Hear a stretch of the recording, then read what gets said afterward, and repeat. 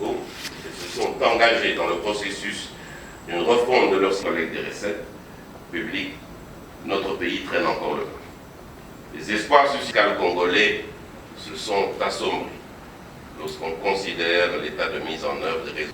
Monsieur le ministre du Numérique, Monsieur le Premier vice-président de l'INEADEC, Mesdames et Messieurs, aux investissements, aux fins que les perceptions soient effectives sur les entreprises, le système devrait répondre aux principes fondamentaux d'un système optimal, à savoir 1. Il faut, on ne cesse de le répéter, élargir l'assiette d'imposition en fiscalisant fiscal.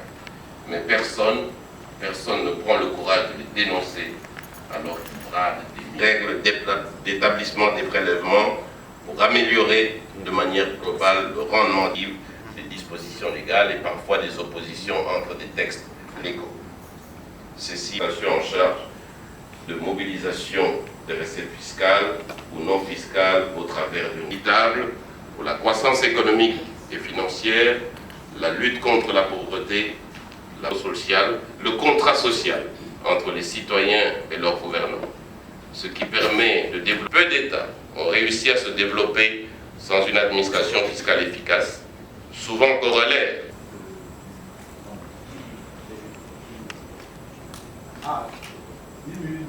Et in fine, à l'émergence de nos pays. Je pense qu'à ces conditions, non seulement en RDC, motivés, intègres, qui feront tout pour que toutes les perceptions soient effectives et équitables au bien de la nation. Je vous remercie. Moi, au nom de l'Association des autorités anticorruption d'Afrique et de la haute autorité de lutte contre la corruption du Congo-Brazzaville, institution dont j'ai la charge de diriger et ainsi qu'en mon nom propre, de remercier d'abord l'institution héros africain de droit économique INEADEC et ensuite l'association fiscale internationale IFA qui, avec la collaboration du professeur des facultés de droit des universités catholiques de Louvain, de Liège, de Neuchâtel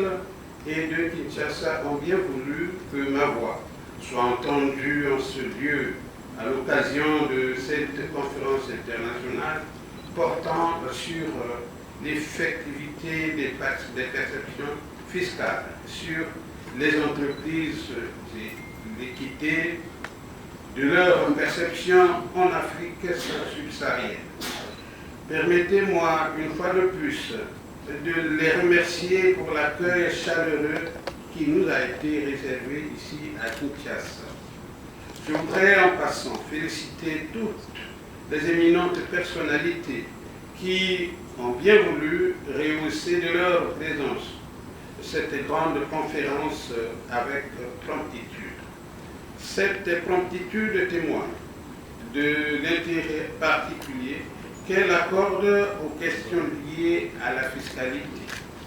Mesdames et messieurs, la fiscalité, il faut le noter, constitue pour l'État un instrument de politique économique et financière. L'État use et en abuse parfois d'une manière plus ou moins opportune. Parallèlement, la fiscalité est un instrument de la politique de l'entreprise qui a ses propres objectifs et sa propre rationalité.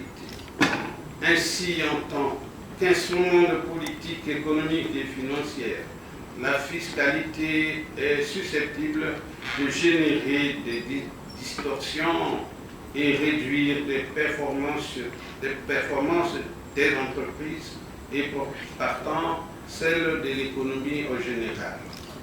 Par ailleurs, les perspectives fiscales sont les opérations par lesquelles l'administration fiscale recouvre les impôts et taxes.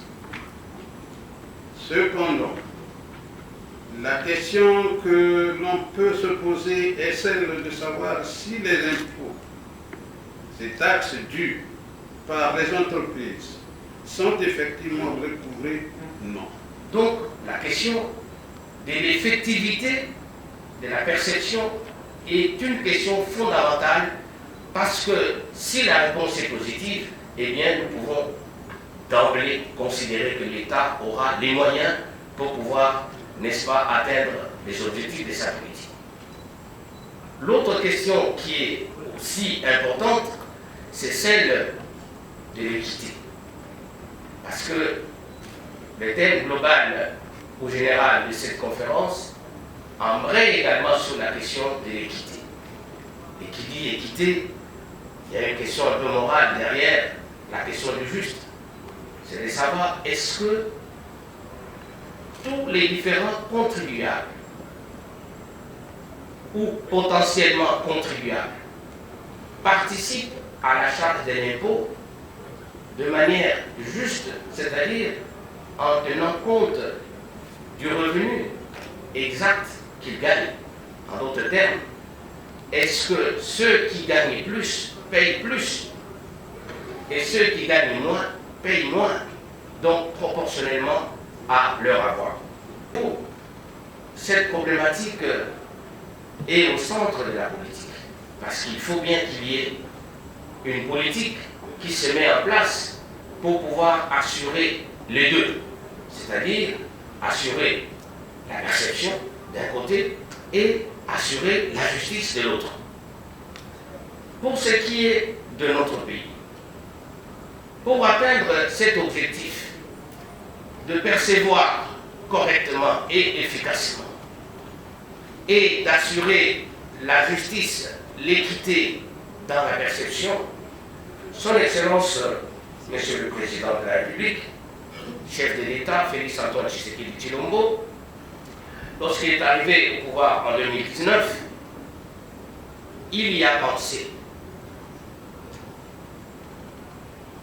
très tôt d'ailleurs, de pouvoir apporter une réponse à cette épineuse question de l'effectivité de la perception et de la justice, de l'équité en matière de perception des impôts.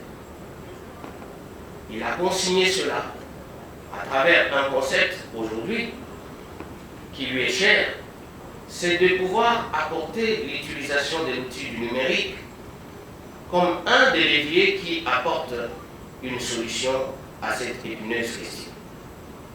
Voilà pourquoi déjà de 2019, il avait initié un plan national du numérique. Et ce plan national du numérique avait essentiellement ou a essentiellement 4 leviers.